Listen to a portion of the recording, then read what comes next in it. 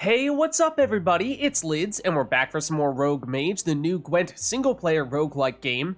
And, well, last time we were fairly close to approaching our next boss here. We still have a few encounters before that, but we are not far away. And I think we were planning on going battle, place of power, battle, place of power, and if we make it all the way through there, then we're looking at this boss. And, you know, we were theorizing it looks like some kind of maybe poison-centric insectoid-like enemy. So, looking forward to that. Now, I know it's been a little while since we posted our last video in this. Full disclosure, I might have gone a little too hard when the Gwent expansion and Rogue Mage came out in the same week and recorded too many videos and lost my voice. So, I still have not fully recovered. So, that is my way of saying that if I'm talking and explaining things less, then that is probably why. So I may need to do that in the name of self-preservation here. But let us proceed to this next battle. Okay, who do we have here? Chapter Agents. Do I remember you? Not by name or appearance, but perhaps by ability. What do? Play a card from your opponent's deck. Cooldown 3. Ooh. Okay. Do they get to choose any card at all? In which case... Actually, several clarifying questions here. Do they get to play any card they want from our deck, or do they get to choose between a small subset, like, you know, they have an option of 3? Because that makes a big difference. You know, are they going to play the same card over and over again, the best card from our deck, in which case it's going to be hard to stop them? Or are they going to, you know, be limited and have to play some of our weaker stuff every now and again? Hopefully. The other thing is, when they do that, are they quite literally removing it from our deck so that we can no longer play that? Or are they creating a copy of that card, and therefore the original copy still exists in our deck and we can still draw into it on a later occasion? Because that's also a concern. So I think at the very least, not knowing the answers to those questions, we'd like to make sure we have as many of our good cards in hand as possible in case they're about to steal some stuff. I think we'll probably drop One-Eyed Betsy. And Trololo is a recent addition. Lose the armor, boost up by that amount, gain armor when we play a special. I mean, he has huge base power because we got, I think it was a gold rarity version of him. But I'm just not sure how many spells we're going to be using. I mean, we do have 52 energy, which is not bad. We like to be trying to save some of that for the big boss coming soon, though. Obviously, if we don't make it past this encounter, then we won't have a boss. But is it worth dumping you? It might be. I like Egmont. I like Temerian Drummer, mostly because we can create additional copy of it with Ramon. Otherwise, this might have been weak enough to warrant dropping it, because Egmont is otherwise just an objectively better version of the same thing. I guess we'll stick with this. I do like having the target of the boost as well. Okay, Nekker is not a bad option to draw into as well. So why don't we... I think we'll go Ramon, Temerian Drummer first, and start boosting up this Ancient Golem.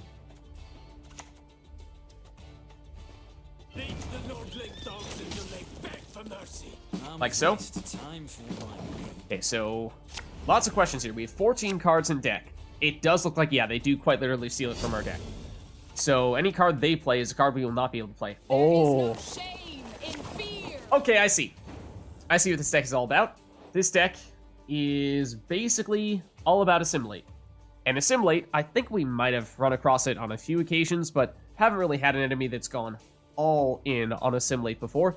Assimilate means a card gets boosted whenever they play a card that is not from their starting deck, and if it's from our starting deck, then yeah, they're going to get boost from it. In this case, Glynis is the quintessential Assimilate unit because it's Assimilate 2, so rather than getting boosted by 1 every time they play a card that's from a different deck, or just not from their starting deck, they get boosted by 2.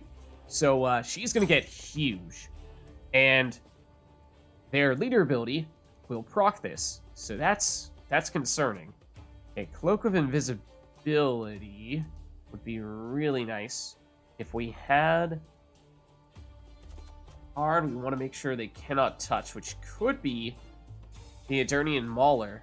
If we play this next, put it next to Temerian Drummer, there's going to be one turn in which it's vulnerable, but then next turn we give it the Cloak of Invisibility, it gives it a nice boost. It gets immunity, so we can't manually target it with boost from something like Nekker, but being next to Temerian Drummer, it will still get boosted from that. And if this goes down, we have another one, and we have Eggman, so there are other ways to make that happen. So I think that is probably the plan here. Hammer now. Ask questions later. But yeah, I'm concerned that they could steal some really big cards here, because we do still have some big ones in deck, like Dandelion. By himself is not amazing, but he gives them another card as well, so collectively that adds up to a lot. Visigoda obviously is our key card. Drog, not sure they're going to be able to make much use of that, but Great Oak would be big if they get this near the end, so there are lots of ways that they could make matters difficult for us. So we really need this to stay alive for one more turn. Yeah, it's going to be all assimilated, it seems. So they're basically going to have engine overload here. They're going to have a bunch of cards that benefit from getting boosted when they play cards that are not from their deck. We might even want to go Cloak of Invisibility and immediately use this to destroy Glynis now. It's overkill in that case, but she might be small now. She's going to get huge. Even Eggman's 3 power, 3 points of damage. Now, I want to consider a Thunder here. Like Eggman for 3 damage. Plus Thunder removes Glynis. I think that's worth it. Yes, it means we're not getting the boost from Eggman, but I think we can live with that. Getting rid of Glynis and not having to use the Eternian Mauler to do that, saving this up for a different purpose, could be really useful. It does mean we're going to have one more turn in which the Eternian Mauler is going to remain vulnerable. But I think we take that chance. We risk losing our engine to get rid of their engine. Or at least their best engine and our best engine, so let's go this route. When I think of my father, damage, kill, and damage. That allows us to save the Eternian Mauler. Now we're just hoping we still get the chance to benefit from that. And it's not a huge energy investment, of course. I think it's... Ooh. Okay, if they're going to poison you, then that's a good sign. Or no, bleed you, rather. Yeah, it depends which road they played in. I'm surprised they went for the bleed, to be honest. Okay, Drog it's not a bad pickup, but probably still would have preferred other options here. Transforming the Eggmans and Ramon here, where they've already used their key abilities, means that that's not a bad option. But I think now is probably still the turn with Cloak of Invisibility here, just to keep you safe. And of course, the earlier we play this Temerian Drummer, the better. So maybe that is worth sneaking this in now. And I'm going to deliberately try to keep left, right, all the units that we do not want to transform in this melee row, and all the units that we will want to transform in this ranged row. And then use Drog to set this up. So, I mean, it's not enough to remove anything yet anyway once we convert these guys into K20 Revenants, so it's not yet a major factor. I mean, we could use Thunder to make it happen, I suppose. Oh, wait, do we have a second? We must have had a second Nekker. I didn't remember that, but yeah, that is another engine. Okay, it is more poison. They do have some of that, so surprised they're going for you. Dies too soon. Well, I mean, technically we can replace you. So Moral will use his second round of poison on their next turn if we don't remove him now. And we have enough damage if we go Cloak of Invisibility plus Mauler, or if we go Thunder. Yeah, we really don't in that case. How much do we care about losing what will eventually be a 6-power Temerian Drummer? I mean, they might have additional poison, because this can go the poison route. I thought they were going to do that, but they opted not to. We're looking point total-wise. I would prefer to focus our removal on you, rather than you. Maybe we could see if we go Portal, if we might have an option there. But that's unlikely to work, and Portal does cost a fair bit here, and I'd rather not have to do that. I think we can settle. I think we can. If they start to poison you, then we're concerned. Well, then we're going to use Cloak of Invisibility. But, okay, this is an Assimilate card that also has a built-in way to trigger Assimilate. Okay, there's the poison to remove, and they got rid of the Veil on Eggman, which might be a factor, but might not. Also, the card they created a copy of is an Assimilate card as well. So, I mean, this is still our preferred target here, and I think at this point, the Nenika 4 charges on you. Gets you up to 7 damage, plus Thunder's enough to immediately remove you. It means we can save Cloak of Invisibility. I'm not really sure that's necessary to do, because we have drawn every card we're going to draw here. And I mean, this is technically an engine.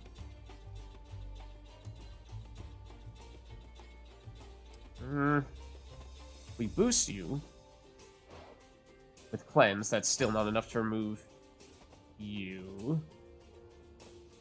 Tell you what I think we do. I think we go Trollo, because it will get powered up a little bit. And rather than focusing on removing you right now, let's get rid of you, because you're also an engine. You are also an engine. Anything that has Assimilate will get bigger over time. Thank you, Trollo.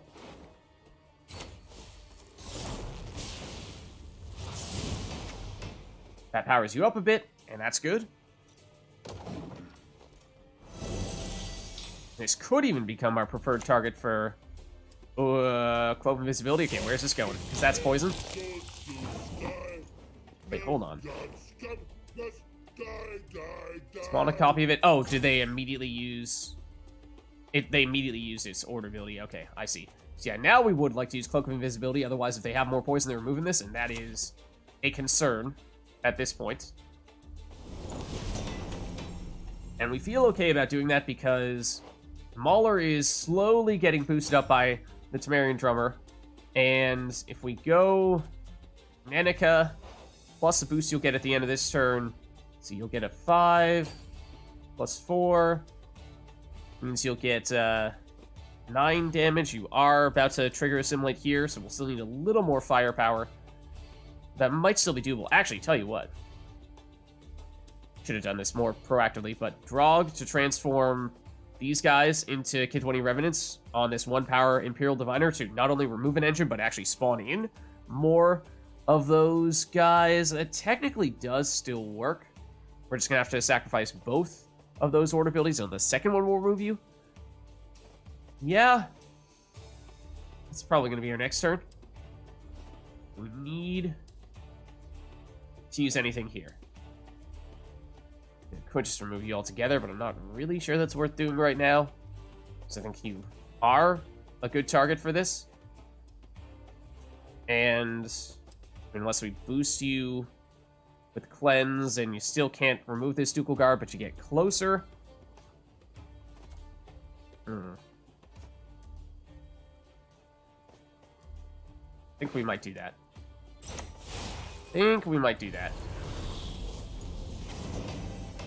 Powers you up further. Okay, they're gonna get Visigoda. I mean, fortunately, it's late in the match, but that obviously was a card that we very much did not want them to steal. Cantarella plays another card from our deck, I shall be your eyes, my lord. and it's all the ones that I'd said we really don't want them to play. So this is one of the reasons why this card in particular is one of the most annoying cards in the entire game, because it's totally all about RNG. And sometimes it is a humongous factor when they steal your best card. Sometimes it is a non-factor when they steal your worst card. But in this case, they certainly did fairly well. We have 8 power, and the Mauler is now poisoned and is therefore vulnerable. We could even transform it after we use it, but we'd like to keep these guys boosting if possible. So what I was thinking was we go either Stennis or we go Nenika. And in doing so, I think it's actually going to be Nenika. Yeah, I don't like that you gave the boost there, because that was going to be our target for the Revenants that we create via the Drog, but we go Nenika here. It gives you enough firepower to destroy this Assimilate engine. Nasty wounds, those. Don't But you'll live. love throwing a whole bunch of additional boosts onto a card that has poison. Let's just make sure we got the numbers right. We did. Because if they have more poison, which they may, then they can, of course, remove the Eternian Mauler, and we've now invested a fair bit in it. Now, we still have the Trollolo that we've not used the Order ability on, and so this is still worth 11 points once we eventually do it. But want to try to wait in case we have more spell cards we're going to play. And do we want to do that now? They will just barely have enough time to use one more leader ability, right? So they will still get slightly more out of you. You're currently... Well, actually, no, Visigoda is really the card that we care the most about removing at this point. That's going to be worth more than this is. So maybe it's worth Thunder to drop you to a 2. Then Drog transform all the humans. We'd have to use your ability first, but transform all of them, and eventually we would be able to destroy Visigoda and spawn in another Revenant, which would be a little bit of extra value. So that might be worth doing, is what I'm thinking. Gives us a little more armor here, a little more value. I just need to be mindful of, I need to use the sword ability before we play Drog because... Okay, where are they going with this?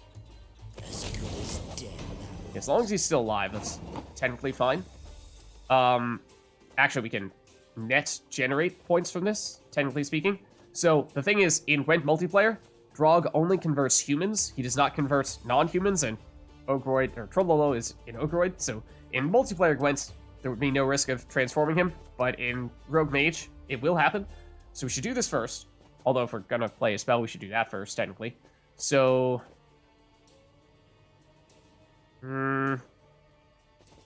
we have a spell we want to use beforehand. I think we can get by. I think we can get by without. So we use this now, then we convert. Everyone here transforms into a Revenant. The plan is charge 1, charge 2, remove you.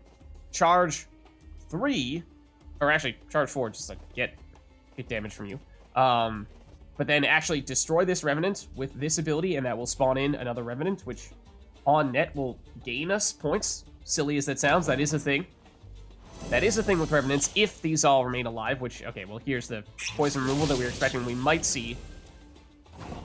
Still in a decent place here, though, and they have not disrupted our Revenant combo, so let's go remove, or damage you, remove you, and spawn a Revenant.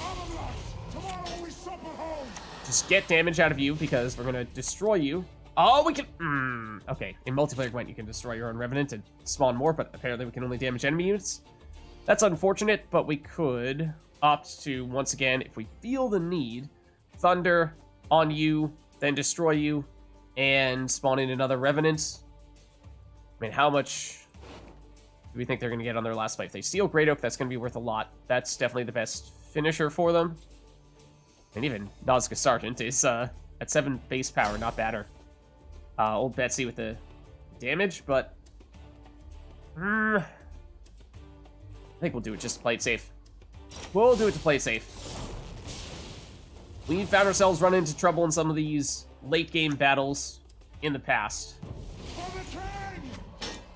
Just to be sure. We'll do that, and then... I think we'll go Range Road to spread out the boosts. Peace is priceless. Just in case. Okay, and that should be everything. Won't have time to use these Order abilities, unfortunately. But we still got decent value out of the Revenants there. So after these boosts... they do steal Great Oak. So good thing we made that last move and set it up for a bigger round of Revenants, because that was the big finisher we were concerned about. Pact is not going to be enough, though. So yeah, we're still fine.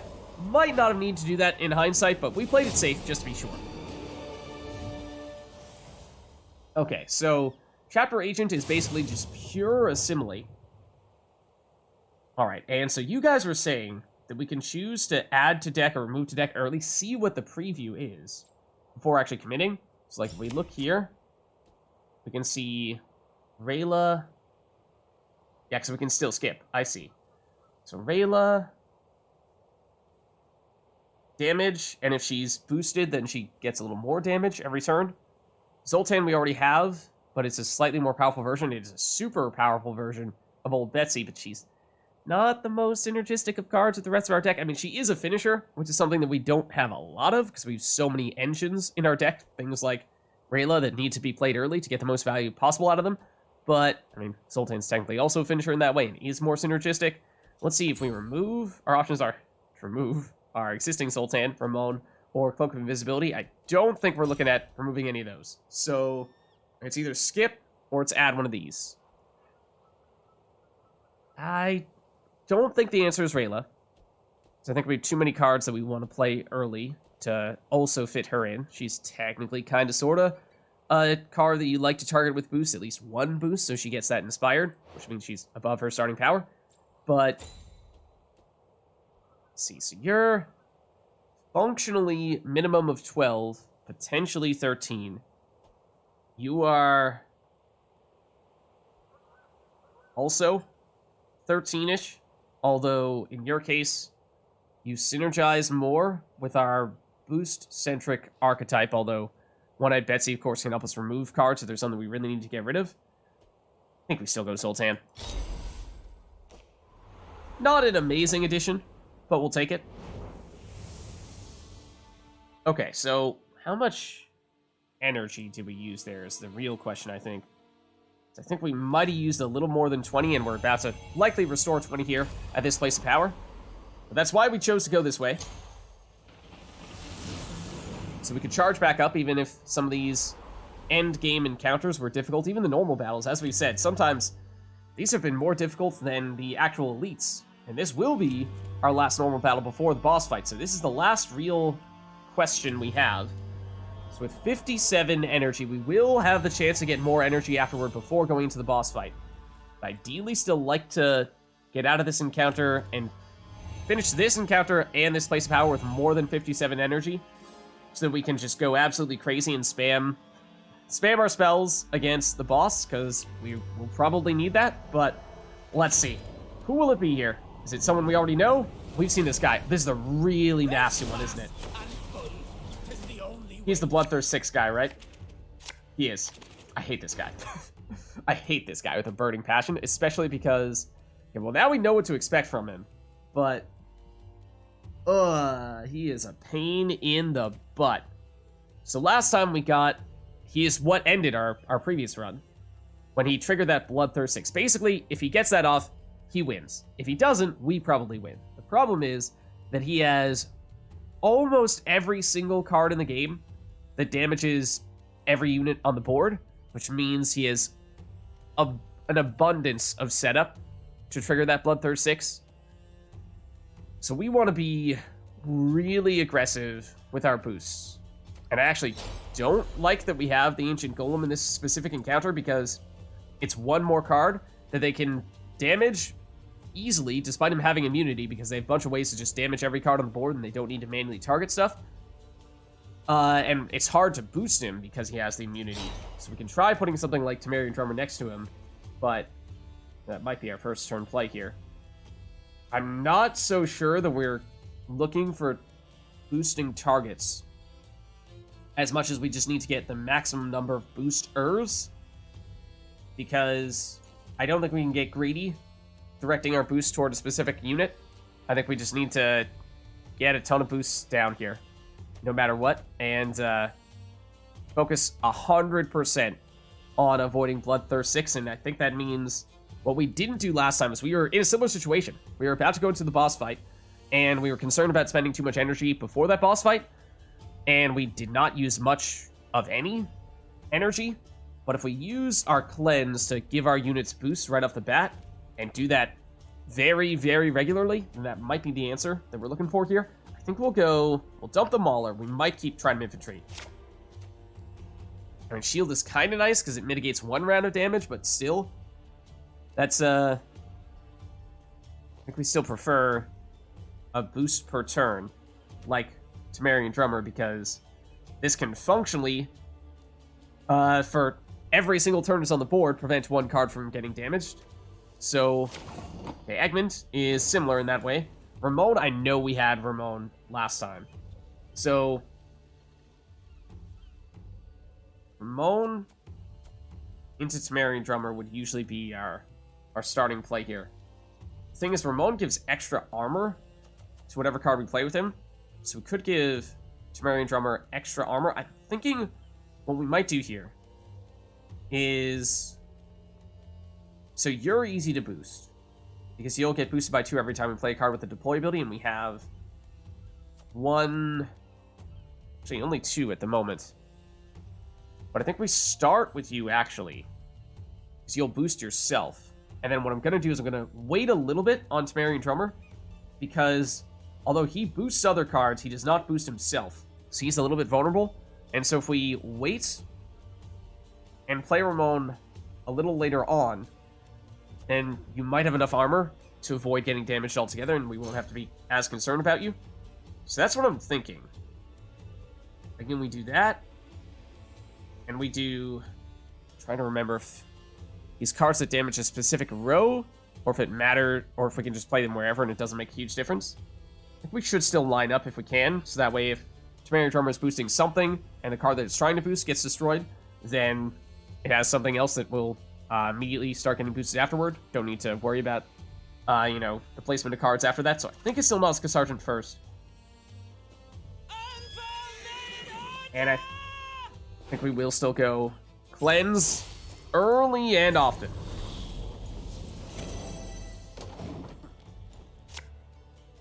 Don't see a gap in their armor. Make one. Okay, at the end of your turn, damage self-random unit by 1. It's 1 point of damage per turn. Eventually it will transform into a 6th power unit. I love Visigoda. I think we saw him last time in this encounter, but we got him very, very late. But he is great for this purpose, and this is what I was concerned about, was, as I was saying, the Ancient Golem, sure, it's a 12-point body to start off with, but it's really hard to keep it, avoid getting it damaged, because Visigoda cannot boost it. Temerian Drummer can, but Visigoda cannot. So I think we'll go Visigoda, and we'll go Cleanse on Visigoda to try to keep him alive.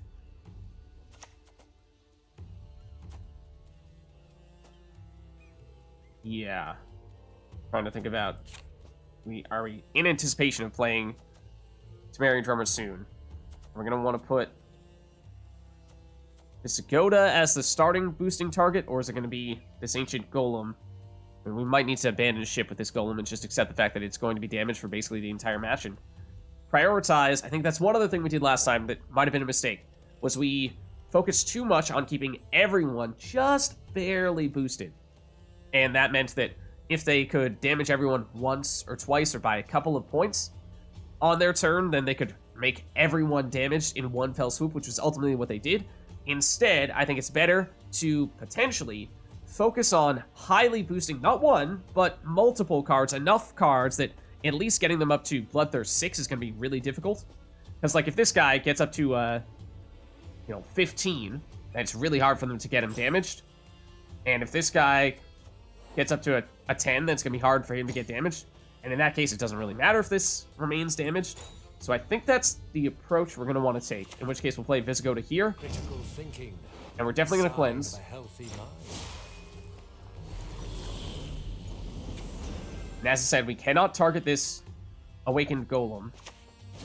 So we're just going to pour on some boosts here. And technically, we'd like to be able to save Visigoda charges, because you're going to do pretty well for boosts. But other cards, a little bit less so. Like the Temerian Drummers can dish out the boosts, but they don't automatically receive boosts. Like, this is the kind of card they have a bunch of. This is what I mean. We accept the fact that you're going to be damaged. We accept that fact. But we make sure that other cards remain highly boosted.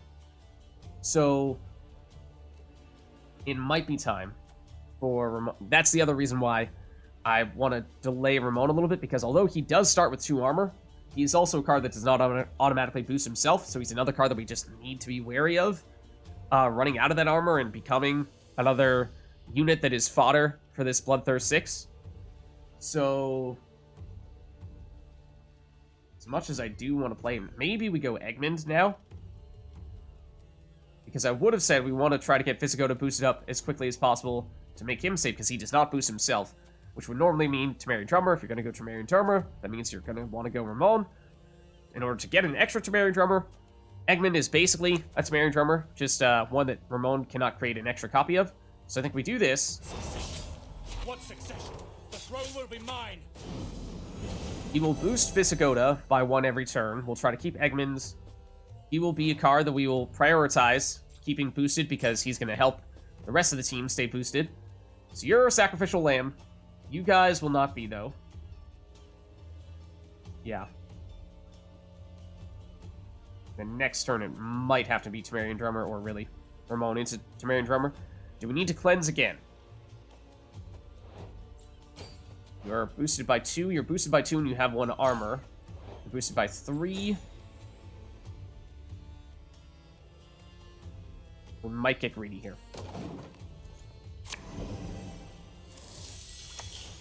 Okay, more damage. In this case, it's slightly larger bursts. 2 damage, so that's what we need to be careful of. Temerian Drummer does help us, yes, to get the boost, but does not boost itself. Once again, that is a relevant consideration. I think... So you're boost 1.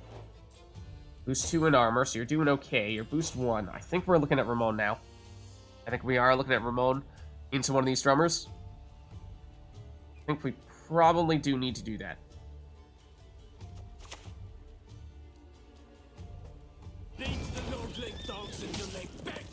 And so let's use this, I think, to boost Ramon, because otherwise he's not getting boosted. He has the armor, so he can tank a few hits before he's actually damaged. But we should... I mean, we're going to have to spread out some boosts a little bit here. But again, we have a little more time because of that armor to at least have Visigoda continue to do his thing, power people up. So, Visigoda's going to get us up to a 7 from Egmond's.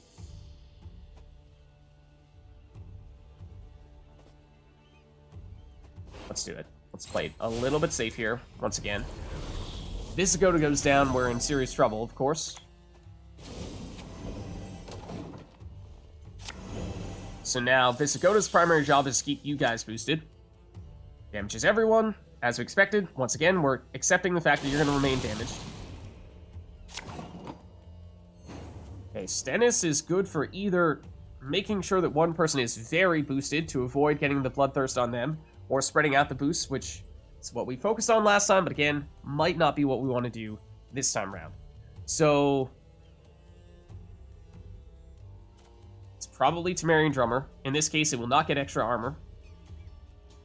So that's going to be definitely a preferred boosting recipient. I think we're looking here. So you're getting boosted by Egmont. Still have someone boosting Visigoda, at which point he should be pretty safe. Won't need to cleanse him, I don't think. Right, left, right. Give you the extra boost. Means you'll get up to a 6. So you're boosted by 2 with 1 armor at the end of our turn. I feel relatively okay about that. Don't see a gap in their armor. Make one. Okay, that's 1 damage per turn. I'll smash your mouth. Shut the fight, you bastard. We prefer for random damage to go on this Ancient Golem because, again, we're accepting the fact that it's going to be damaged. So now... it's going to be another Temerian Drummer, right? It's going to be another Temerian Drummer. Egmont has lost his armor, so let's make sure he remains in a good place here. Now you are going to be a card we want to make sure remains boosted. In fact, we might have wanted to put you on the other side of Egmont.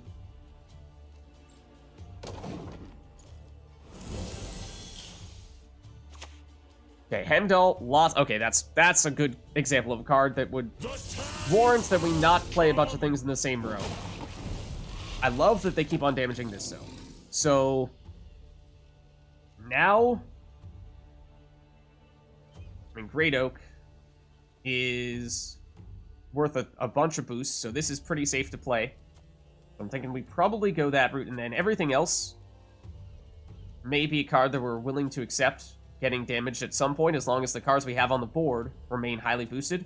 So, for you, boost self by the number of cards to the right, which means we want to play you all the way on this side.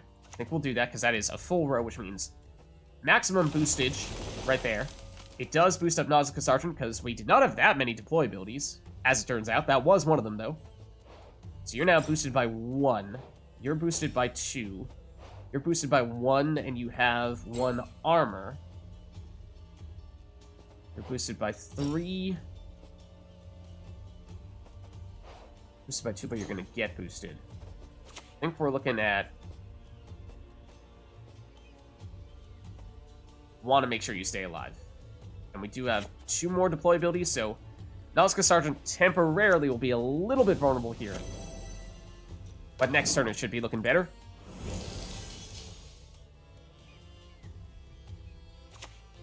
Okay, Falibor actually helped us last time. They destroyed some of our damaged units. They are going after Nausicaa Sergeant, so we could at this point abandon ship with the Nausicaa Sergeant and say it's not worth investing boosts on you, because we have enough cards that are boosted up right now that we don't need to be concerned about having 2 damaged units. We'd rather just be absolutely certain that things like this Temerian Drummer do not get damaged, Eggman does not get damaged, and so on and so forth. So at this point, I think we're probably gonna finish with Trident Infantry, strange as that sounds, because we don't care that much about boosting or having this be our boosting recipients, because we're just trying to spread out the boosts as efficiently as possible and not necessarily looking for the damage, because we should be able to outscore them as long as our cards stay alive and they don't trigger this Bloodthirst 6. So that is one of the differences between what we did last time and what we're trying to do this time. So if we played it earlier, then it could have been something like a Ramon, where despite not being able to boost itself, we just loaded up early boosts on it enough so that it was going to remain relatively safe. But at this point, I think it's probably Eggman. Question is, do we spread the boosts, or do we want to be more certain that somebody is definitely not going to drop to the point where it's damaged? So right now, it would take 4 damage, right? To make you damaged. Same here. 5. A lot more than that. A lot more than that. 5. Okay, so 4 is really the number we're looking for here. How likely do we think they can damage a card that has 4 boosts on it? I think we might be looking to split the boost with Zenith. I think we might... we also don't have room for... Then again, we don't have room in the melee row anyway. But yeah. So that means we're looking to... What? Boost 1, 2, 3, and 4. And we're going to accept that you may remain damaged. You're going to get a boost from playing Prince Dennis, because he does have a deploy ability, but... we do that. We have the extra boost here. I think we'll accept Stennis could get damaged.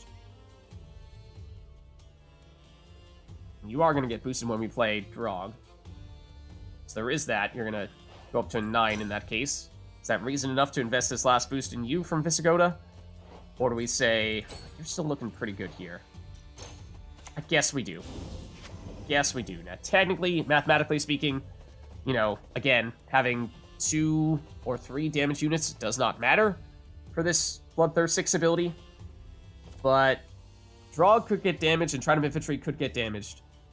So we need to be a little careful that they still don't get a last second Bloodthirst 6 on us. That is what happened last time, and it was devastating. So maybe we do invest a cleanse here. And that should be enough to seal the deal with Nausicaa Sergeant, making sure that that does not get damaged, because it will get boosted by 2 from Drog. In which case, Visigoda now has 1 additional charge, and the most vulnerable card at this point might even be Ramon, or that Temerian Drummer right there.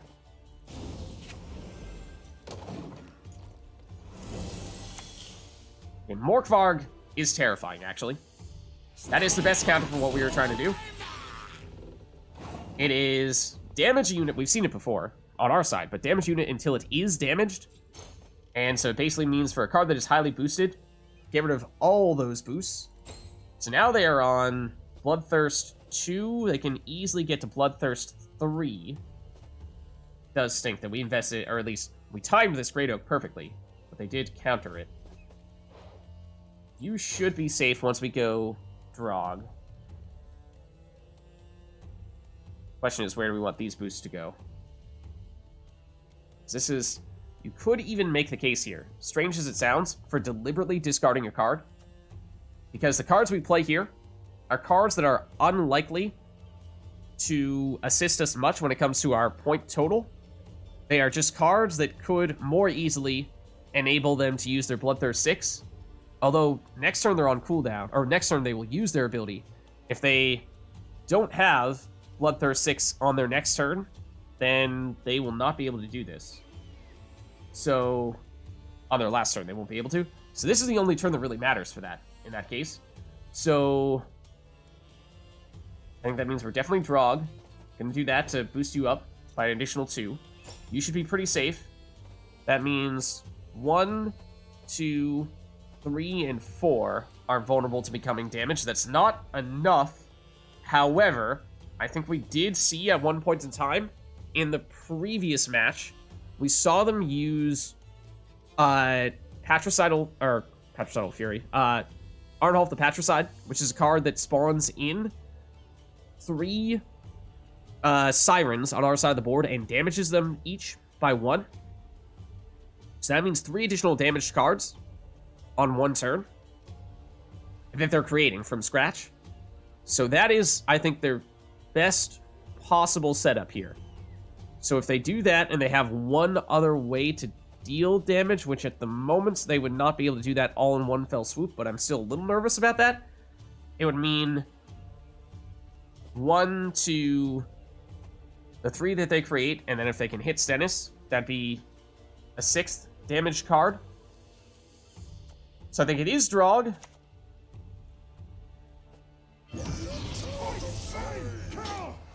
You're now higher up. But all these guys either are damaged or can become damaged relatively easily. So I think what we do is we Visigoda plus Cleanse on one of these guys. And just reduce the probability of them being able to get 1 more Bloodthirst. Because this is the key moment, I think. This is potentially the breaking point. And we'll use this 1 extra boost on Drog just in case, because I think you're now boosted by 4. That's not bad. It's unlikely that they'd be able to make you damaged and you damaged. We'll show you how blood spilling's done. That is the card that set everything up last time. Damage everything by 1. Fortunately, we had enough boosts spread out effectively that we avoided having everyone get damaged in the process there. So now, and we can go try to infantry. We deliberately played it last because it was not going to boost itself, and it was not going to boost other cards, even though it would have been a nice recipient of said boosts. So we know they're going to be on cooldown, so they cannot use this ability on their next turn. So that's great. But we do still need to make sure that we outscore them, of course. So we'll play the Trident Infantry. We'll get a boost on Visigoda, which we could use on Trident Infantry for a little bit of extra damage. I'm going to say we would love for it to hit this Highland Raiders, because then we could use the Get to Money Revenant to destroy you and trigger the Death Blow to spawn in another Revenant. That'd be a nice little bit of extra value. We could go with a Thunder on any of the 4 power cards, and that would set that up for a little more pointage. Actually, we can use Egmont for 3 damage here, which is more valuable on your last turn than getting the 1-point boost. To do that same type of thing, we'll still get boosts from the Temerian Drummers. So that's going to be worth a little bit more. Let's do this.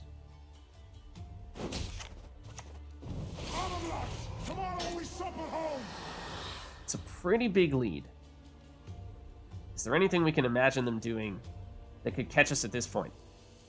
We know they're not going to do their Bloodthirst 6, that's on cooldown. I think we're safe to pass, but this guy scares me. Wild Boar of the Sea is another great finisher. But I think we still have this. We do. We do. Thank goodness. That guy was a serious problem for us last time we faced him. But we did show that we can still beat him. Okay, let's see what our options are here. Ooh. Okay. Very high rarity, Terror of the Seas. So we actually want, if we have this, we want to play it early so that it gains armor, because it does not gain armor from our hand. So it is an engine. It's actually quite similar to Trololo. Just rather than gaining armor from playing specials, it gains armor from playing units, which is generally something we're going to do a lot more of. So in that way, it is kind of a better version. And it is damage rather than boosts that we're getting when we use that order ability, which, you know, may or may not be as synergistic with the other things we're trying to do. We saw Rayla previously. This time it's a rarer version of her. So, I mean, both these cards are engines we'd want to play early. Same with Alpha Werewolf. Immunity is nice, but it is difficult to trigger Thrive on a 7 power card because you need to play something bigger than a 7, and we do not have many high base power cards. I think we're probably still looking at Terror of the Seas here. Now, it's technically speaking, starts as a 9, one additional, or really starts at an 11, and one additional potential points every turn. Whereas you start at an 8/9, depending on if you're immediately counting that order ability, because it has a cooldown, but worth 2 every turn if you're inspired. So that technically, in a long round, if we have at least one boost on Rayla, she is still better than Terror of the Seas. In a short round, or, you know, if we have to play you on the later side, then Terror of the Seas is a little bit better. We have so many cards we want to play early, though. That's the reason why we passed on Rayla previously. So, honestly, that additional flexibility with Terror of the Seas might be reason enough to go this route instead.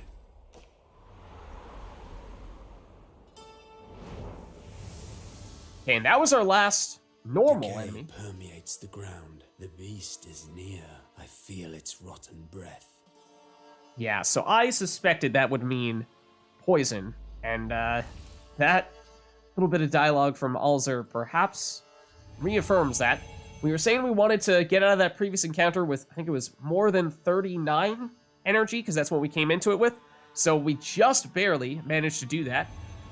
And Plates of Power here we will definitely use to gain some more energy, because at that point, I mean, 62 pretty much means we can spam like crazy against the boss, which I think is definitely something we're going to want to be able to do, especially because we don't really know what to expect from this boss yet. I have theories, but having a little bit of extra margin for error there, I think, is certainly a nice thing to have. Of course, duplicating card, when we have some nice cards, is not a bad idea either, but I just think that's a little higher risk. All right, so here we go. It'll be our second boss fight, of course. We took down the dragon on our first attempt. In our second run, we lost the guy that we just defeated before we made it to the boss, just before making it to the boss. Now, boss number 2. Forcebeth, the swamp monster. It does look absolutely vile. So I am anticipating poison. Am I right? Yes. Maybe Death Wish? What is your deal? Destroy an allied unit. Okay, maybe Death Wish. Destroy an allied unit, cooldown 3. Whenever a unit other than Tentacle, okay, don't know what Tentacle is destroyed during your turn, spawn a Tentacle on a random allied row and boost it by destroyed unit's base power. Ooh. Okay, hold on. We should think strategy here. So, it's definitely Death Wish, not poison. That means they're destroying their own units and getting value in the process. And they started the game with Plague Maiden on the board, which is a Death Wish card. They destroy her. She spawns in 7 1-powered rats. So they'll flood the board with a lot of units in that case. So, let's see. So they're going to immediately destroy her. And in doing so, whenever a unit other than Tentacle is destroyed on your turn, they will spawn a Tentacle when they do so. And it will destroy... Or rather, it will get boosted by 7 in the process.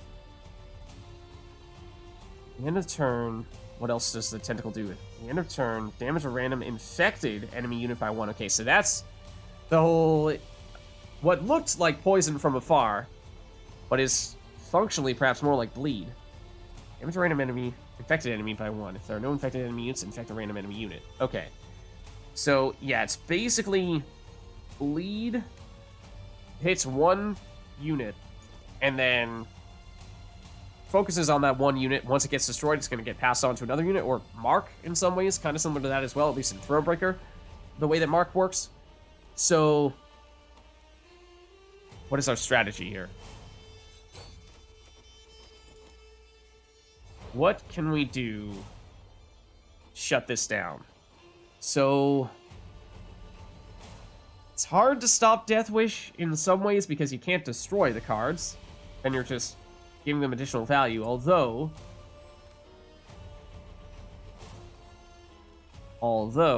if we do immediately I'm not sure who's going first here. If we do immediately destroy the Plague Maiden before they do, then suddenly that means that they do not have anything to consume, or that, I mean, they'll probably play something they can consume. So I'm not really sure we can stop them that way either. Yeah.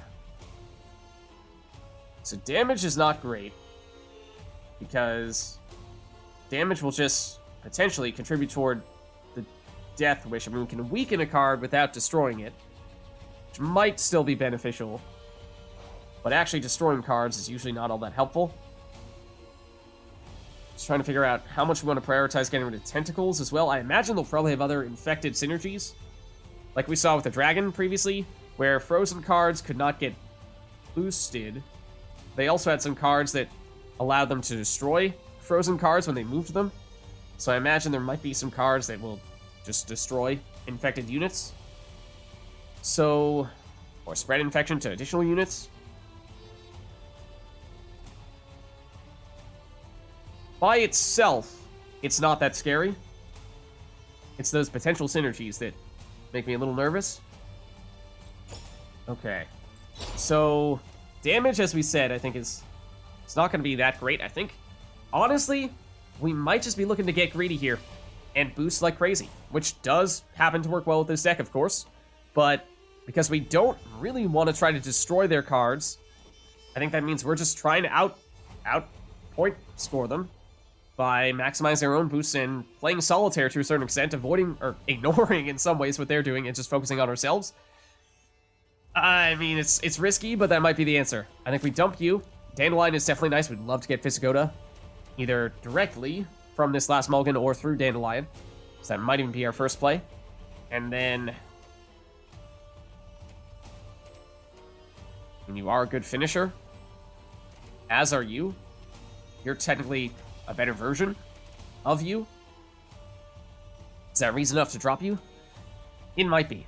It might be. Temerian Drummer might eventually equate to more points than Stennis. It'd need to be 4 turns of Drummer to match up, and that's not guaranteed, especially if we have other cards we want to play early. Guess we'll dump one of you. Okay, not super thrilled about the Nausicaa Sergeant, but it is also technically an engine. So I think what we'll do, I mean, we deliberately saved energy so we could get super aggressive here. I think we'll go Nausicaa Sergeant, and then we'll go Dandelion. And with Dandelion, we'll get a Temerian Drummer down here, because Nausicaa Sergeant will get boosted by Dandelion's deploy ability. So, and we'll probably Portal. So if we're just trying to maximize points, that is probably the answer. So, we shall see. I'm curious to see how difficult this guy is in comparison to the Dragon, because I know you guys were saying that a lot of people would struggle with the Dragon on their first attempt. Okay, what do we get from Portal? Deploy abilities help. Falivor is a deploy ability and is some damage, but it can weaken Plague Maiden. It's not ideal, because what you'd like to do with Falivor is chain the damage, where you destroy 3 power enemy, then a 2 power enemy, then a 1 power enemy. But we don't have the setup for that right now. Nausicaa Sergeant is an engine. And it's obviously the card that we played here. It's a weaker base copy of it, not the 7 power copy that we have here. We are going to play some deploy ability cards, at least 3 of them. So that means that's if you stay on the board for that entire time, it's going to make you a 10, whereas Falivor is already a 10. Could get higher than a 10 if we draw into more deploy abilities or get more from Portal. I guess we'll take that chance. No security! Okay. So what else are they going to do? Is it going to be 100% Death Wish? What is this? That's not a multiplayer card. I have no idea what it does. Those are all the rats we were talking about before. There is the infection. What is your deal? Shield, Veil, Order, Infect an enemy unit, cooldown 2. Okay, so yep, they have more ways to cause infection. As we thought they might. So... more boosts. We actually don't have an ideal boosting recipient right now. I think we'll go...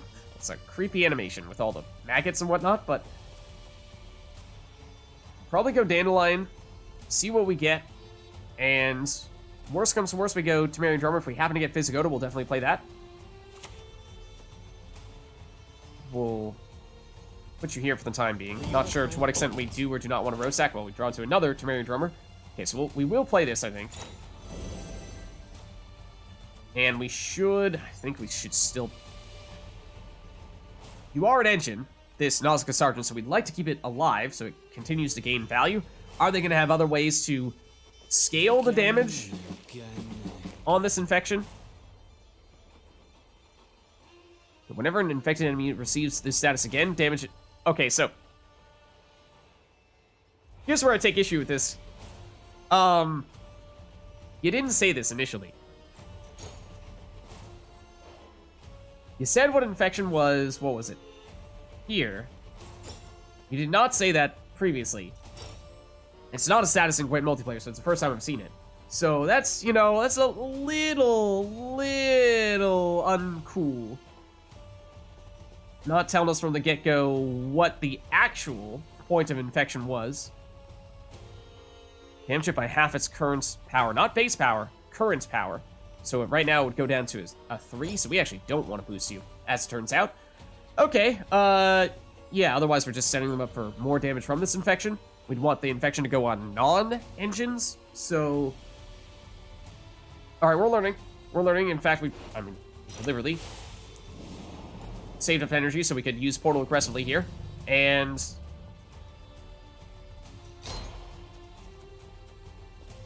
no great options there. Which Apprentice can get boosted a lot over the course of a match, especially if we play it early. It's 2 points per turn, whereas this is 1 point per turn. We have 25 or more points on the board, we do. So I think we are actually looking to go this route. And I think what we want to do, now that we've learned more about Infection, is we want to try to spread our boosts out amongst as many cards as possible. Because if we have 1 or 2 highly boosted cards and they use the Infection on those cards, they're going to, again, get more value out of the Infection.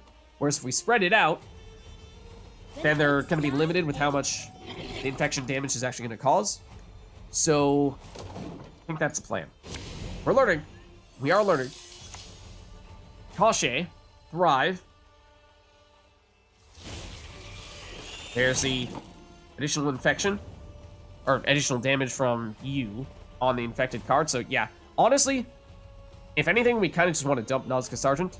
I mean, it'd be kind of nice to have it continue to just absorb the infection for the time being, because we've seen ways for them to get additional damage from it, but we've not seen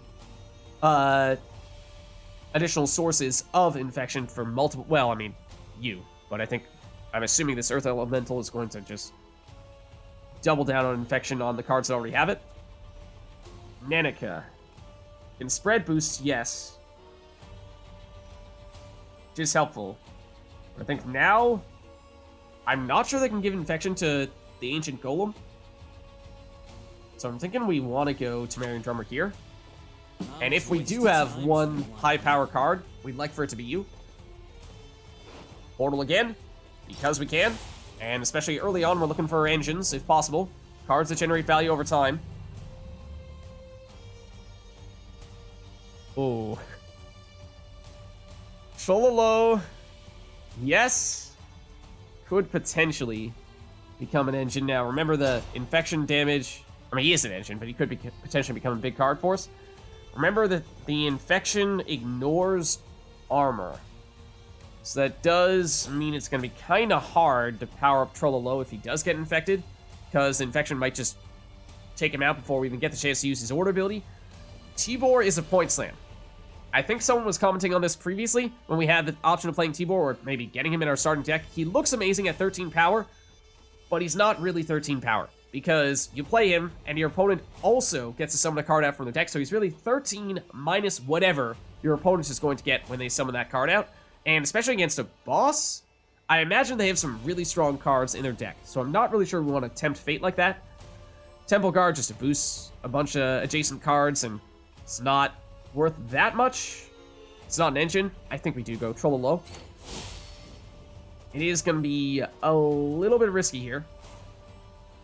It is going to be a little bit risky. He may not last long, but we shall see. Okay, Giant Leech, what the heck is that? End of your turn, damage random unit by 1, then boosts up by 1. What else? Hold on. Damage random enemy unit by 1, then boost self by 1. If this unit's power is 8 or higher, destroys self. But when you do that, boost all allied units by 2. Oh. Oh. So we'd like to destroy this before it gets the chance to do that. Especially because they have all these rats on the board, so we're going to get a lot of value out of that, just from their sheer volume of units. Terror of the Seas does give us some damage. And it's really our only way to make that happen right now, outside of Thunder or Portal into a unit that might give us additional damage options.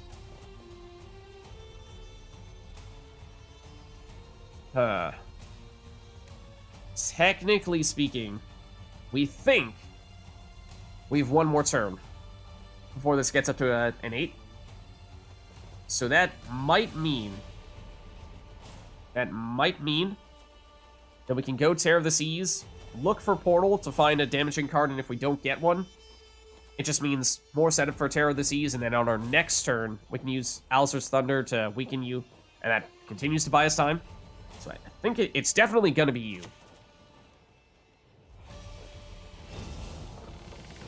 And I think we can still afford to do this on this turn. Oh, that's beautiful. Hold on. Just want to see if there are other cards that we would really like to reset.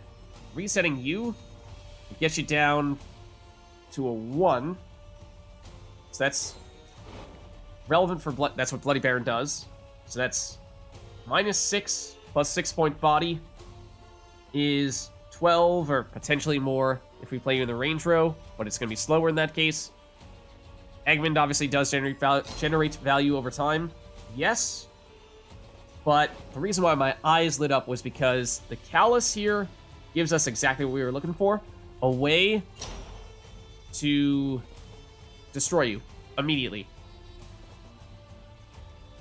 Yeah. If we play next to Ancient Golem and target you. Does mean we'll no longer have Temerian Drummer boosting this up, which was kind of nice, but I think we will go this route here. Should be just enough, technically 1 point of overkill damage. Oh, right, it is still going to trigger the Death Wish when we destroy you.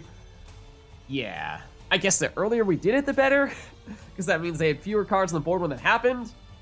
And then we're going to continue to damage us every turn, but technically speaking, the best way to go about doing that would have actually been continue to weaken this, just keep it on low power, like basically just whittle away at it with Alzur's Thunder, and make sure that it never hits 8. Not sure if we're going to be able to pull that off, but okay, that was, okay. Bit of a misplay there, or at least not as much of a positive as I hoped it might be. It definitely still came with a downside. Could have been worse. We did not want them to, be able to power that up further and then trigger it. Or Earth Elementals. Wow. So this Nausicaa Sergeant, I was about to say, has been absolutely tanking the infection, and it has been huge for us because it has made it into a almost non-factor. We do draw into Visigoda. Would have loved to have gotten him earlier, but he is definitely going to be our next play here. Another battle, another entry in the chronicle. And let's just see, because we have used a lot of portals, so we have a lot of units on the board. Can we still afford to do that, or are we going to run out of space? So we have 1, 2, 3, 4, 5, 6. Means we have room for 3 more here. 1, 2, 3, 4. Means we have room for 5 more here. So 8 more cards in total, units in total we can fit on the board. Not going to draw to anything else here. 1, 2, 3, 4, 5. So we could theoretically play 3 more portals if we wanted to. Assuming that still remains our highest point plays, which for the most part, I think it does.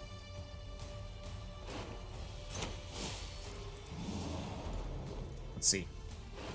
What do we have here? Damage an enemy unit by 5. Is there anything that we really want to get rid of?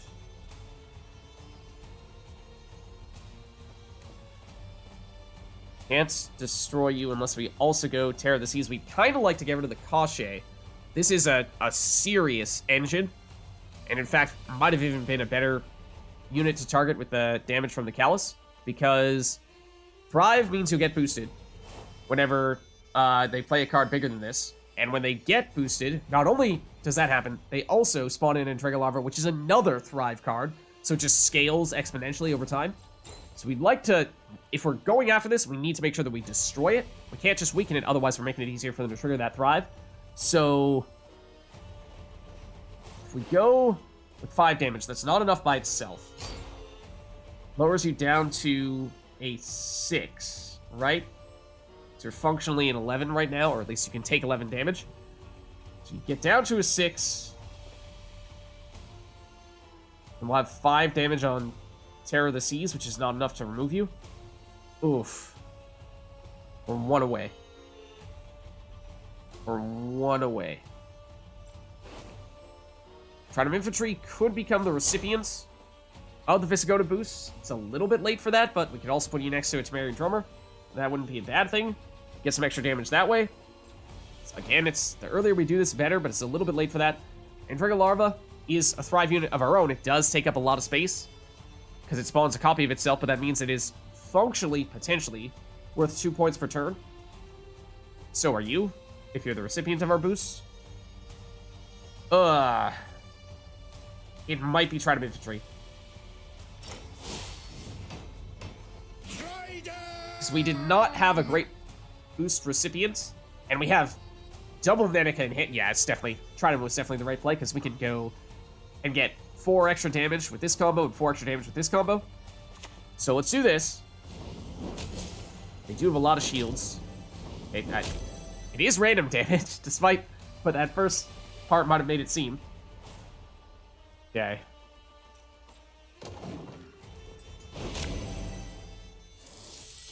Still drawing cards when you're not. Okay, they are just all about spawning in a bunch of units. Yeah, so I think that was the... Now they're infecting this Nazca Sergeant, which is pretty big. So they will get decent value out of it. But I think this was going to be our next biggest card. We're about to invest a whole lot in this, so probably still prefer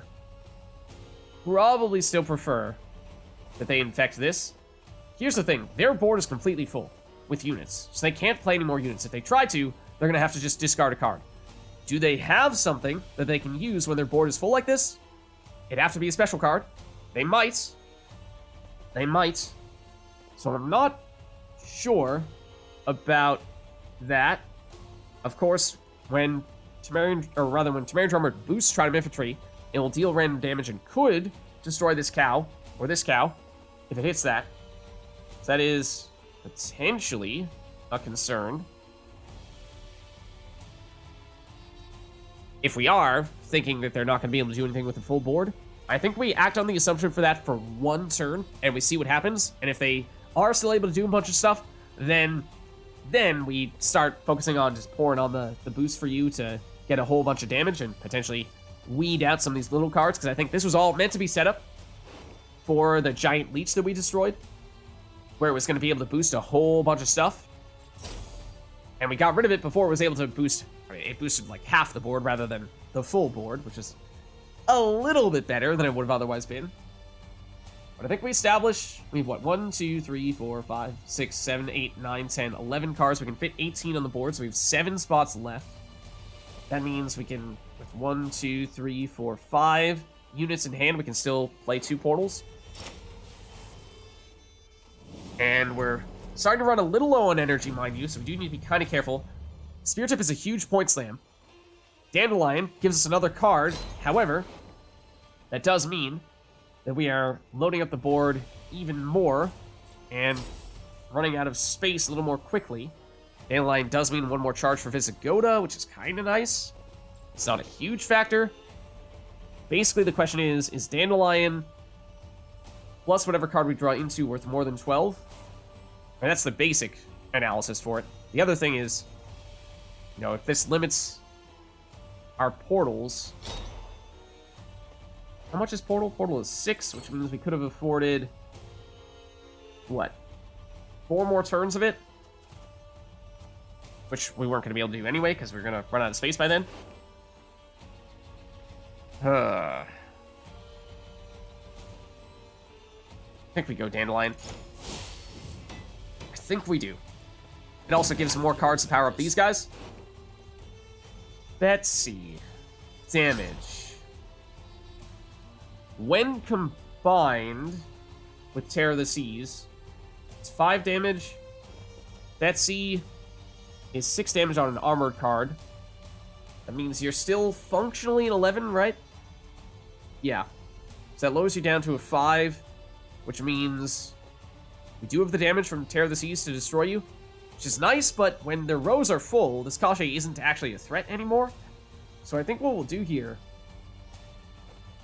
So we do still need to play the card that comes along with Dandelion. We drew into it, but we need to play one of these. I think we'll go Nekker. And we will wait 1 turn to see what they do. Can they do anything with a full board? If not, we'll keep it that way. If they can, we will use a whole bunch of boosts on this Trident Infantry to make some stuff happen, and we'll start to deal damage to this Kashe and make sure we can remove it. But I'm not sure. I am not sure. Oh, that was all leader ability. Okay. That was not even coming from our our hand. We'll play another Nenika in that case to give us even more burst potential.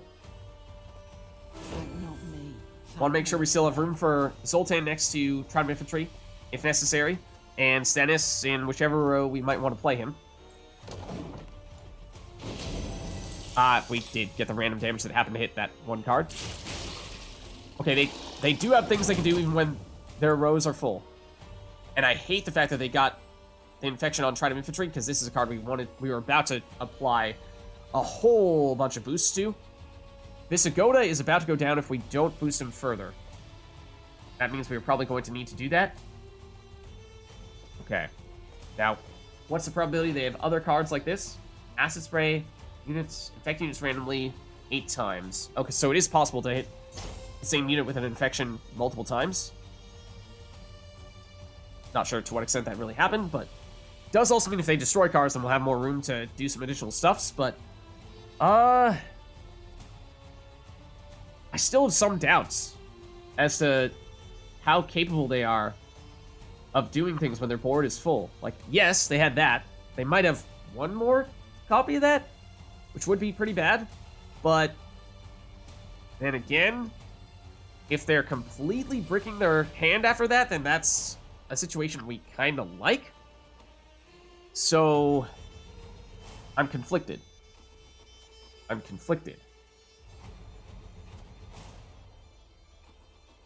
Could remove you.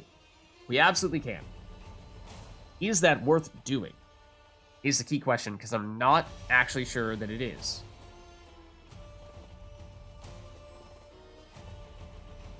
Could alternatively remove an Earth Elemental with Betsy plus Tear of the Seas. That is an option.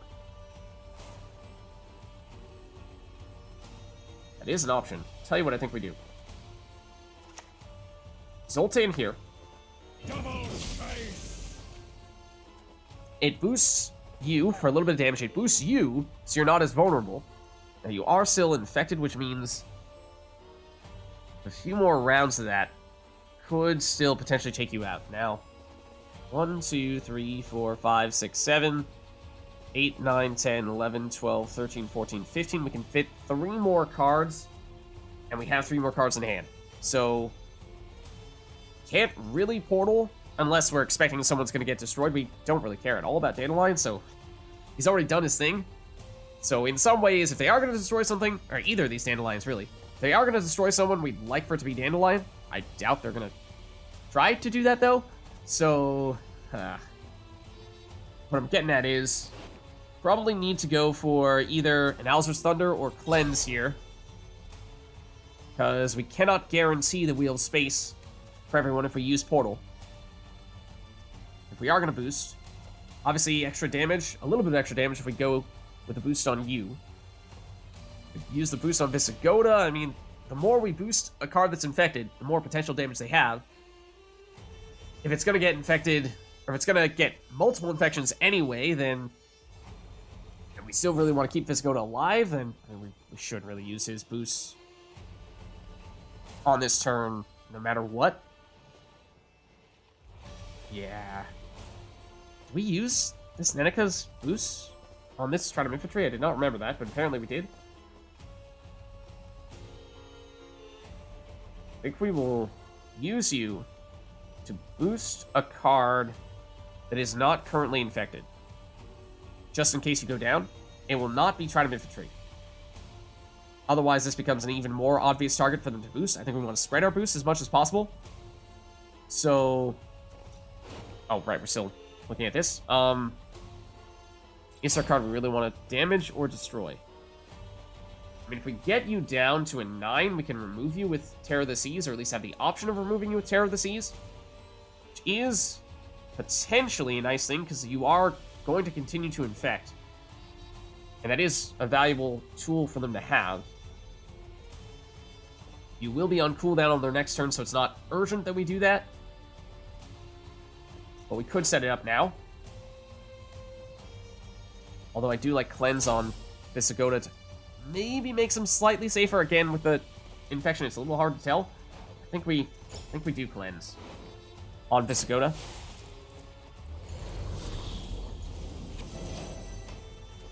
More armor for you, that's good.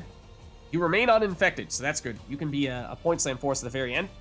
That's the plan, at least. Let's not boost you yet, otherwise I think you'll become a target of our opponent. Let's boost up Nenneka's a bit. Like I said, I think we're just trying to spread around these boosts as much as possible to the non-infected cards, so that way we are limiting our risks to the infection. Now we're going to need to double up on somebody here, though. Yes, you. Okay. Can they do anything here? Stop hitting the cards that... destroy an enemy with 3 or less power? They can. What else did it do, though? Or an infected enemy unit with 6 or less power? I still don't think it was that valuable. Don't think it did that much for them. So they do have a lot of special cards. They are still able to do some stuff. Question remains, do they have more things they can do? Like that? Or once they run into board space, are there only a finite number of special cards that they have in hand, and eventually they're going to brick? But now this guy is going to come off cooldown. So if there was a time to target him, this would be it. And between 8 damage here. Did you get damaged by one of their cards? You might have. That's no longer enough by itself. Or not even with an Alzur's Thunder. Ooh, I don't like that. Don't like that. We know the infection avoids or ignores armor. Or this part ignores armor, but maybe this part does not. Or rather, this part does not. But we could do Betsy on you. That drops you down to an 8. That is enough. That is still enough. If we're really concerned about this, I think we might go that route. I think we might do that. Now that we've lost a unit, we should have room for one more portal, right? Double check this again. 1, 2, 3, 4, 5, 6, 7. Times 2, 14 means we have 4 spots left. Yeah, we have room for 1 portal. Let's do that now, in case we have something that takes a little bit of time to set up. And it does also power up you. Does Ramon have a unit he can create a copy of? He does not, because it needs to be a bronze. We can purify a unit. Oh, hold on. That means remove the infection. I like the sound of that. Hard to put an exact number value on that, but that is definitely something that I like to see. Yeah. I think we're definitely going that route. Is there a particular infected card that we really want to uninfect? It would have been Trident Infantry, probably, if they not just destroyed it. We're fine with the Dandelions going down. It would probably be The time of the white frost and white light is nigh. either Terror of the Seas, although we might be about to use this, in which case it's not as urgent, or Visigoda. I think it's probably Visigoda, to be honest. Could have made a case for you as well, because you just got boosted from that and you will remain pretty big. But now, that was the card from our leader ability. We can still use One-Eyed Betsy here. And I think we will. To destroy you, to shut down some more infection synergies. You will have enough damage. It's slightly overkill here. There's still a case to be made that Kalashe would have been our preferred target. Now, technically, if they can trigger Thrive, once again, then we're giving them the opportunity to spawn in an Intriga Larva, but it's going to flood their rows, which might not benefit from at this point, this late on in the round. Okay, we probably should use our boost from Visigoda here. Just in case. Again, trying to target cards that are not currently infected. We do still have Nekker boost. We were originally holding out to use these on Trident Infantry, but now that that has gone down, that is, of course, no longer all that meaningful of an option. I think we might, once again, just look to use these, because if they have something to shut down Nekker, that would be unfortunate. Deliberately not doing it on Trololo, because if we do put boosts on it, I think that they might try to infect him, and with 17 armor, he is going to be our biggest card, in all likelihood, by the end of the match.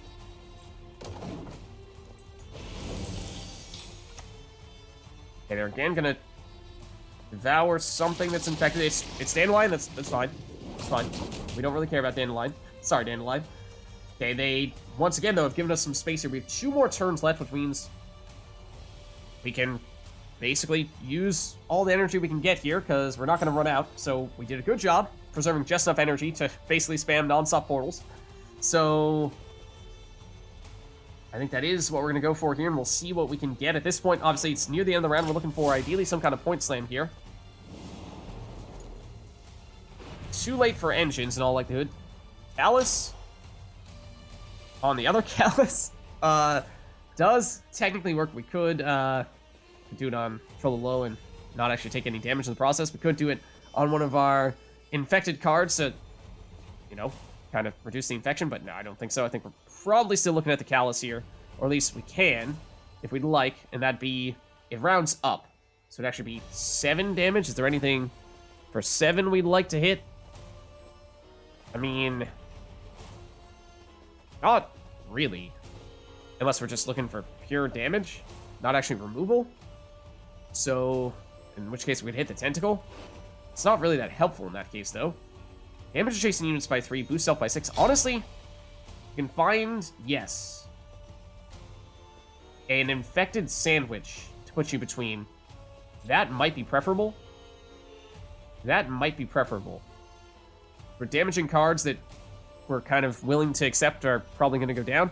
Botchling is an engine, so this late on in the round is not really all that meaningful for us. So I think we go that route. Although actually what we can do is we can go Primordial Dow. It has a shield, so it's just not even going to take that damage from the War Elephant, so that's ideal. And we might even try to boost this Primordial Dow, because if it does get infected, then that means that I'm pretty sure the shield will still mitigate the damage. We'd prefer to have the shield mitigate the 3 damage from this rather than the 1 damage from the infection, but alas, we shall see. We shall see. Okay, so they have 2 cards left. Manticore Venom is just damage. They do apply infection on what was, at the moment, our tallest card. That's why we've deliberately not been using this ability yet. And fortunately, they did not infect the War Elephant. So we can still do this, and we're going to tank most of the damage from this armor. In fact, we should actually play Stennis first. And then that means that we will tank all of the damage from that armor. We will not have enough room for Portal here. So we'll be looking for either a Cleanse or Thunder. Let's see, Stennis Range Road means we're going to have to spread the boosts out. You stand before royal majesty. I think that means we're trying to boost the lower powered cards, because again, that means less value from the infection, and I mean, then again, we might deliberately not boost Dandelion because he's basically going to be dead no matter what. So, of the non-infected people, it's you. You're about to get much bigger, so I'm not really looking to boost you up. It might even be One-Eyed Betsy. Okay. Then, now we have the 3 armor, so we can do this and not actually damage ourselves at all in the process. That's lovely. Then, Alistair's Thunder needs to be either Thunder, or our leader ability needs to either be Thunder or Cleanse. And still not really sure. We have a card we want to destroy, but since they have more ability to... boosting ourselves potentially gives them more value from their infection, whereas damaging them does not. I think we are looking for the Thunder here. And not going to remove anything, because we don't want to give them board space in case their last card is a unit that they just can't play right now. And so then we'll go Visigoda and boost some other low cards here, which Stennis makes a lot of sense. We'll use this ability here for Troll Low, and it is going to be a 20-point boost. So you gotta love that. That means we have a large lead here. We'll still get some boost from the Temeri Drummers as well. And so that means we'll be at about a 100-point advantage. They have 1 card left. What is it? They can't play it because they ran out of board space. I knew it! Victory at last. Cool enemy, for sure. Very different from other enemies that we've faced thus far. Alright. Very nice. And we'll see experience-wise. Does seem like you get a huge burst of experience when you, well, finish the run, whereas if you get almost all the way there but fall just short, then you miss out on a whole lot of that. So we got all the way up to the point where we unlocked a new Hive Mind deck, so we want to take a look at that at some point. We actually have not played yet the previous deck that we unlocked. We're waiting to get some more cards to synergize with it, wherever you are. In fact, you're not even going to allow us to scroll back all the way. But the one with the axe on it, the one that I assume is more damage-centric. So let's see, what did we just acquire? Got some reinforcements. War Crier. Oh, we might have looked at these before. Madman Lugos damages an enemy unit by twice the number of damaged enemy units. That's good for a damage-centric deck, which I think is what we're about to be playing next. Voltes Pride, more damage. Uncrate War Crier, get boosted if your opponent has a damaged card. Treasures, Magnifying Spyglass, starts on the board, and it just stays there. Move 3 cards in your deck to the top, so you basically, it's a consistency tool. You make sure that you get your best cards.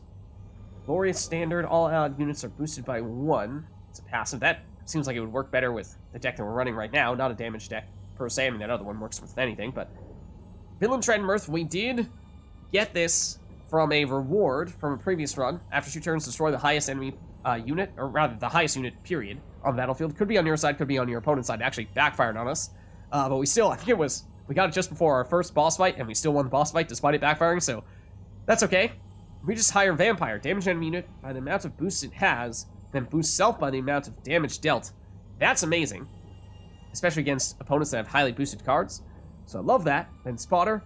Reveal. This is basically a hard counter for the deck that we're running. So look out for that if we see that. But Spotter, reveal a random unit from your opponent's deck and boost self by its power. Gamble. You don't know how much value you're going to get out of it. New Potion, King's Blood. All units in your starting deck are upgraded by 1. So 1 base power, basically. It's something. Not sure if it's necessarily better than the extra energy, but it's consistent. Unseen Elder. Veil, Zeal, Order, give an enemy unit 4 bleeding. At the end of your turn, give a random enemy, non-bleeding enemy unit bleeding 2. And it's a key card. Oh, okay. That's very cool then. Then, new spell, Life Bloom. Give 3 adjacent allied units vitality equal to their power. Ooh. Yeah, that costs 6. I was going to say, it's slow because vitality is only 1 boost per turn. You put it on 3 cards, so it means you should get 3 boosts per turn. But if you do it on cards that have a lot of base power, or actually not even base power, just their current power, then you could get a ton of value out of this. So, yeah, okay, I like that. Train 4, move self to the range row and heal self. Range row, move self to the melee row and damage enemy unit by 2. You can do that every turn, or switch rows every turn. That's the same as multiplayer Gwent. Sigfald, damage unit by 1. If it is damage it by 2 instead. Okay, so damage deck makes a lot of sense. For Berserker, at the end of your turn, damage self and a random enemy by 1 if you have armor, and I think we've seen an opponent use that before. We unlocked the Harrison of Lament. Transform all cards in your deck into Roach. What the heck? That sounds like a meme, but I'm very intrigued. I want to try that out. Then we have Hive Mind. That's a new card. Embrace the primal purpose of being to spread and devour. So I'm assuming this is basically like a swarm deck. Kind of similar to what we just saw our opponent use, where you flood your side of the board with a bunch of weak units and then build up those units over time, rather than having one card that you really focus on boosting up, kind of like what we're currently doing. And next on the list will be Time Warp, which is a spell. Very cheap spell. Draw 2 cards, then discard 2 cards. Oh, okay, because it's not directly worth any points. It's just purely for consistency's sake. If you have a terrible hand and you just need to make sure that you get your better cards, you can get rid of the bad ones and at least have a chance of getting the better ones. So, okay, I mean, I can see the value of it. It's, I imagine, perhaps not a super popular one because it's not immediately apparent why it would be useful, but again, consistency would be the name of the game here, that is a thing. That is definitely useful. But alas, that's all for now. Oh, and also, after this, a Glace. At the start of the game, boosts self by 3. Zeal, Order, double the amount of boosts on self, defeat an elite enemy to evolve. I wonder if this is... So it's a key card. Does it go for the deck that we were just running? The boost-centric deck? Because that is what a Glace is for. It's not quite exactly how she's set up in multiplayer Gwent, but basically, she is a target for all your boosts. You load up on her, and then at the very end of the game, you use this ability, and whatever boost she had, you double them all, so it becomes a pretty huge card.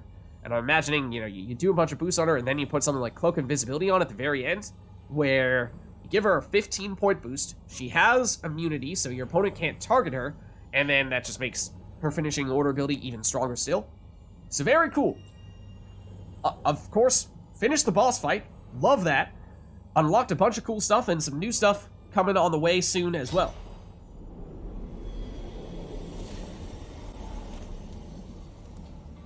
Alright, but what happens in the laboratory here now that we've finished our second run? We have a new mutagen, it seems. Let's see. Can we do anything with 1 mutagen? No, it seems like we need 2 more before anything significant happens. So, presumably that means you get 1 mutagen for boss battle. That makes sense. We saw that last time around when we fell short, we did not get a mutagen, so that is consistent with what we saw before. And there you have it. I mean, very cool fight. I love that boss fight. Very different from really any other normal enemy. Maybe we've had the occasional normal enemy that has that same general type of archetype, but we have not seen much of it. So, nice variety in that way, and of course, love to see a successful run. So next time, thinking that we'll probably look to go with one of the new decks that we just unlocked, either the damage-centric one or the new Hive Mind one, but we'll just have to wait and see. So thank you all for watching, hope you enjoyed the video, and I'll catch you next time.